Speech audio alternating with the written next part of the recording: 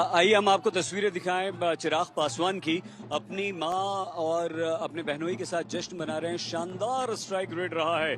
19 सीटें जीती है 29 में से चिराग पासवान ने। और चिराग पासवान ने लोकसभा में जो 100% उनका रिजल्ट था उसको एक बार फिर से सिद्ध करते हुए 19 सीटें यहां पर जीत दी। और एक तरह से होली मना रहे हैं चिराग पासवान यहां पर अपनी माताजी के साथ, अपने बहनोई के साथ।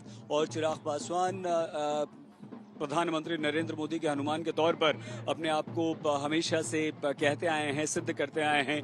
और विक्ट्री साइन भी दिखा रहे हैं। देखिए चिराग पासवान एक युवा नेता और एक ऐसा नेता जो बिहार के युवाओं को आकर्षित करता है। लेकिन चिराग पासवान ने चाहे लोकसभा चुनाव हो वहां पर 100% रिजल्ट दिया, और अब इन विधानसभा चुनावों में भी चिराग पासवान ने एनडीए के साथ रहकर प्रधानमंत्री नरेंद्र मोदी पर अपना विश्वास व्यक्त करते हुए जो ये चुनाव लड़ा है उसमें कमाल धमाल किया है।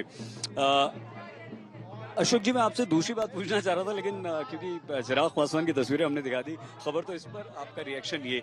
चिराग आज के युवा नेताओं में, और अगर तेजस्वी से हम उन्हें कंपेयर करें, तो किस तरह से एक परिपक्व नेता आपको नजर आए, और किस तरह से उन्होंने प्रधानमंत्री नरेंद्र मोदी, अमित शाह जैसे दिग्गज, नीतीश कुमार के जो प्रबल विरोधी पिछले चुनाव में वो रहे, नीतीश कुमार की सीटों को उन्होंने 46 तक करवा दिया।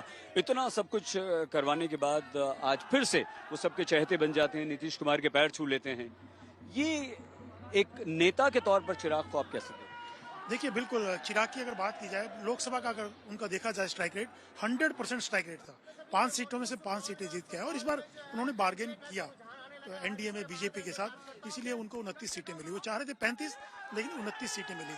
और 19 का जो अभी आ रहा है आंकड़ा, ये भी अपने आप में बहुत अच्छा आंकड़ा है।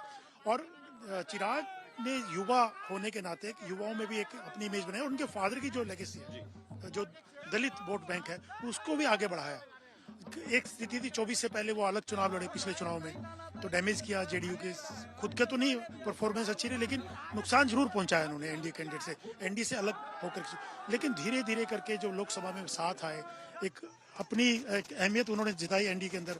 इस वजह से इस बार भी एनडीए ने उनको इग्नोर नहीं किया, और एक अहमियत दी उनको 29 सीटें देकर के, और परफॉर्मेंस भी उनकी बेहतर रही।